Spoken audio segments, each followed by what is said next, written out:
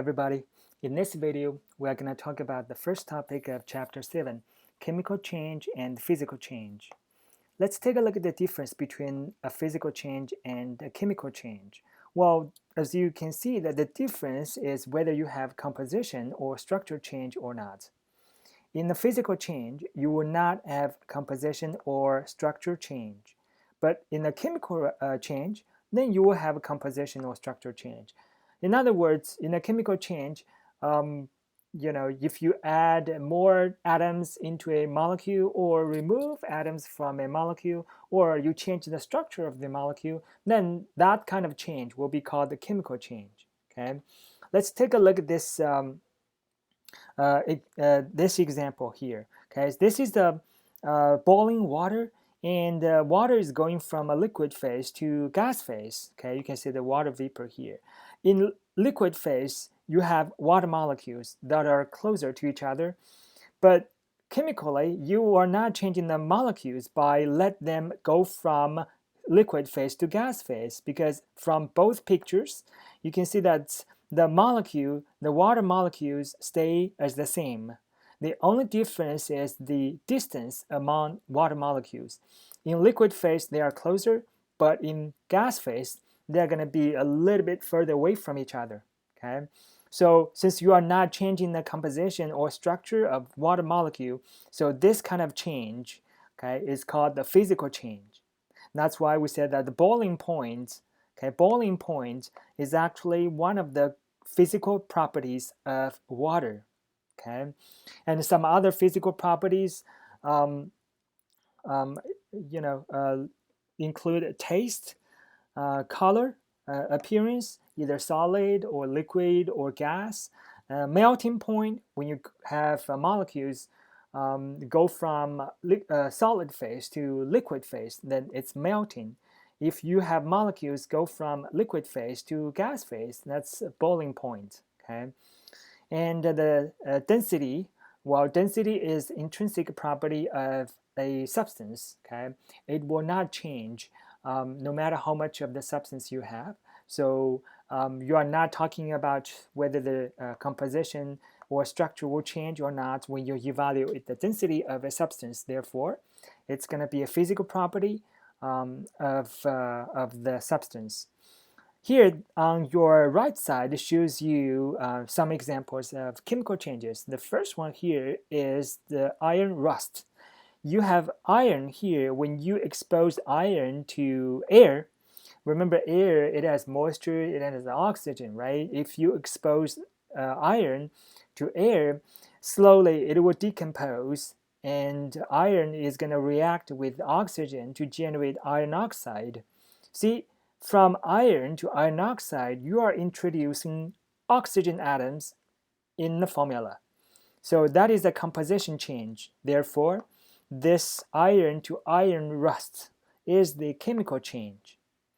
Here, this one shows you more examples of carbon dioxide activation. Well, carbon dioxide is a very known greenhouse gas, and we have a lot of carbon dioxide in our atmosphere, and it's raised a lot of concern.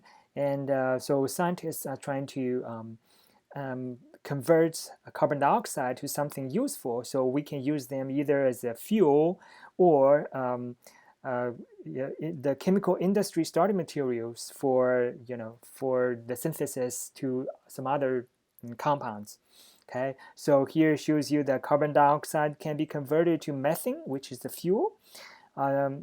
Can also be converted to ethylene, which is a very important chemical industry starting material, and also formic acid or carbon monoxide. Okay, so from the carbon dioxide to these molecules, you can see that you are changing the composition. This line tells you you are removing oxygen from carbon and adding hydrogens. Here, same thing, remove oxygen and adding hydrogens. Here, you have oxygens, but you are adding hydrogens. Okay, here it's just remove one of the two oxygens. No matter what, from the start material to the products, you are changing the composition. Of course, structures are also changed. So this is going to be a chemical change. All right. Let's do some quick practice. Classify each of listed property of ozone as physical or chemical property. Blue color. Color is the physical property. Okay, so pungent odor, smell, taste, they are physical properties. So very reactive. When we say the reactive means how it's interact with other species. It will either combine with other species or some other species will remove some of the atoms of the starting material. Okay, so it's about the composition and the structure change. Therefore, this is going to be a physical, this is going to be a chemical property. Okay, very reactive. When you say reactive, this is a term that describes the chemical behavior of a molecule. Okay, so definitely it's going to be a chemical property. Decomposes on exposure to ultraviolet light. Well, decompose means that ozone is going to generate O2 and oxygen radical. Okay, so again, you are changing the composition. This decomposition is another term for specifically for chemistry behavior of a molecule. Okay, so D is a chemical property.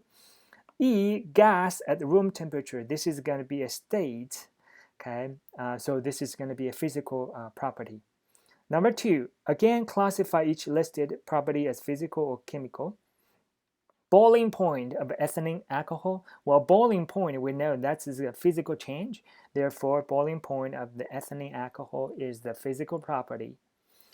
Temperature at which dry ice evaporates. Okay, dry ice is carbon dioxide in solid state, and it evaporates means that dry ice carbon dioxide molecules will go from solid phase to gas phase. This is called the sublimation, which will be covered in chapter 11 in Chem 2. But anyway, so you are not changing the composition or structure of carbon dioxide. The molecule remains the same during the evaporation, so physical property. The tendency of iron to rust. Well, from the previous slide, we know that this is going to be a chemical property of iron, generates iron oxide. You change the composition. The color of gold, we know that color means physical property. Okay, so D is definitely a physical property. All right, let me know if you have any questions.